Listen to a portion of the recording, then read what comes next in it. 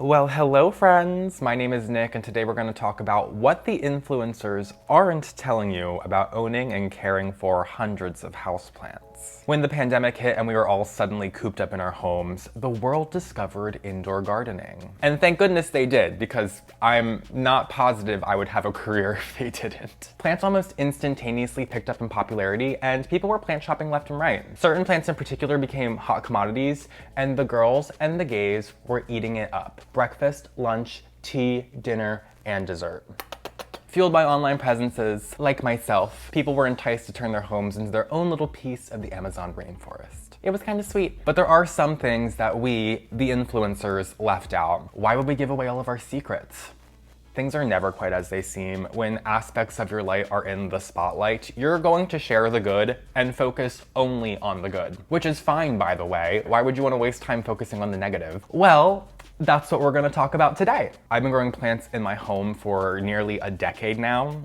It's not making me feel any younger. And at this point, I'm pretty comfortable with it. But let's hone in on that word, comfortable. Indoor gardening has been my career for a couple of years now, and some people, emphasis on some, would say that I'm an expert. But just because I know what I'm doing, doesn't mean I'm always going to do it. Just like everyone else, I too get lazy when it comes to watering my plants. Especially right now, it's dark and it's cold outside and watering my plants is just not on the forefront of my mind right now. And yes, they suffer sometimes. There's literally always a plant somewhere in my home that is struggling. It's just part of the process. If I take a video of my home from far away, you're only going to see the big picture, and that's kind of the point. As soon as I zoom in, you're gonna see the details. And the details aren't always pretty. At this or any given moment, there's probably at least like 10 plants in my home that are in the danger zone, and half of which have probably already transcended on to garbage. And that's okay. I try not to stress over it. There's many reasons people grow plants indoors, but one of the main reasons I grow plants is to bring the essence of nature indoors, to bring on a sense of calm, and stress has no place there. But being completely honest, stressing about your plants, it's inevitable. A leaf turns yellow or brown. You discover a pest infestation. You break off the leaf, the most perfect leaf on your favorite plant. It's going to happen. And sometimes I look around and I think, what the hell did I do? Why did I ever think it was a good idea to get this many plants? Did I actually think this was a sustainable way to live?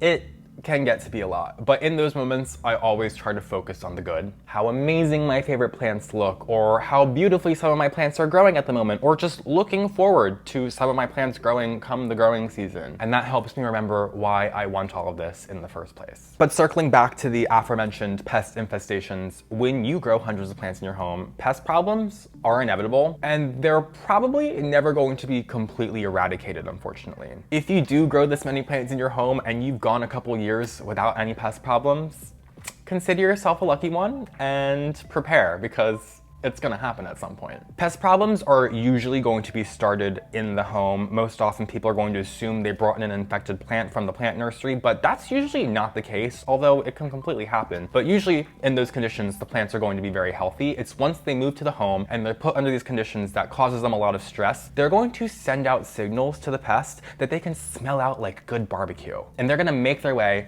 to the plants through the windows, through the vents, and that's where pest problems are usually going to start. So even if you haven't gotten any new plants in a couple of months, or if you're super careful when you bring home a plant from the nursery and you quarantine it and check the leaves and treat it and blah, blah, blah, blah, blah, that's probably not going to be the catalyst of any pest problems in your home. It's probably just going to be those plants being stressed in your space. Just something to keep in mind there. Discovering a pest infestation is always disheartening, usually because I discover them right when I think I have everything under control, and I learn that's not the case. Some pest infestations are more disheartening than others. If I discover a thrips infestation, that plant is going in the trash, regardless of its rarity. I'm not dealing with that, but if I find like scale or mealybug or spider mites, depending on how bad the infestation is, I'm probably going to attempt to treat the plant at least at first. Those I find to be a little bit more manageable to take care of compared to thrips, but they are still going to be around in the long run, so you do have to buckle up. Whenever I do discover a pest infestation, I always check the plants nearby that are closely related to the infested plant. So let's say I find a philodendron that has a pretty bad thrips infestation on it. I'm gonna check every other philodendron or closely related like aroid in that display before I go ahead and check over all of the Hoyas, dahlias or the ferns in the display, because plants with similar makeups are going to be sending out those same stress signals or similar stress signals, often inviting those same pests onto the plant, where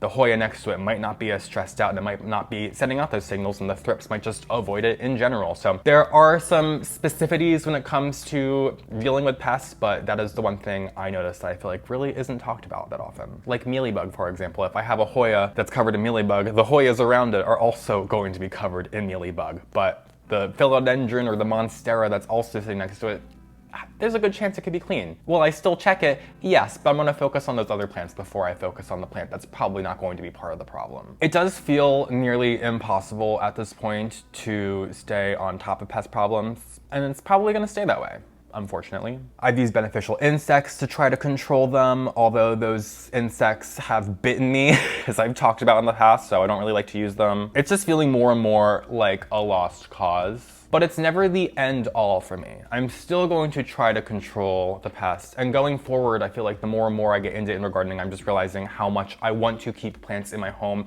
that don't cause those problems. Like, it doesn't matter how much I like how they look visually or how I like what they do to the aesthetic of my space. If they're going to be a problem, it's not for me at this point. And I'm learning that. Life is all about learning. And sometimes when the pest problems are just really bad and I just don't feel like watering my plants, if I'm feeling lazy, like I was talking about earlier, I just go with the out of sight, out of mind mentality. Is that helping the plants? Absolutely not, but it helps out my stress level at points, which is honestly more important than the plants. This feeling of wanting to just keep your plants out of sight, out of mind is what plant parents refer to as plant burnout, and it is a very, very real thing. I experience plant burnout at least like once a month. One week I will be on top of everything and everything is well watered, and the next I couldn't be bothered and everything's dry as a bone. It happens to all of us. You'd have to be some kind of like robot to seamlessly care for hundreds of plants day after day. Could we invent that? We're all wired differently, but for me, the motivation comes in waves, so I just try to ride that wave whenever I can. In winter, it's way more difficult, at least for me. Like, I could be staring at dying, droopy, sad, dry plants, and that's still not enough motivation for me to just take it over the sink and water it. I'd almost rather it die. This is just a very real thing that all plant parents are probably going to experience at some point.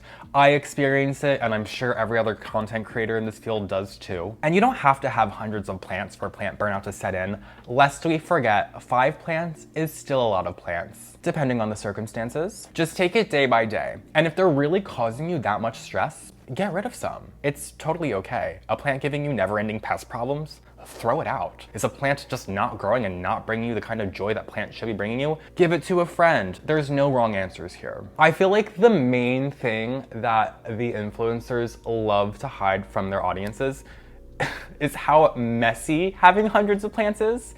There is dirt and leaves all over my floor at all times. Yes, I vacuum, yes, I sweep, but it's always going to be there to some extent. I will clean up if I'm taking shots for like YouTube or for work, but otherwise, I could probably rake up a pile of leaves on the regular. Oh, and the leaf bucket. Does anybody else do this? I keep a leaf scrap bucket in my home at all times. It's a staple here in my home. It's practically decor. It's just where I throw all of the fallen leaves or the yellow leaves that I'm pulling off of my plants, or I'll just dump an entire plant in there when I inevitably discover a dead plant in my home. My weekly dead plant discovery. This week it was some kind of philodendron I forgot about. What will next week be? Even with the scrap bucket on hand though, my floors are still covered in leaves and dirt. It's just part of the ambiance of my home at this point. Oh my God, the windowsills. I honestly can't believe I've gotten this security deposit back from every apartment I lived in because of the windowsills alone. I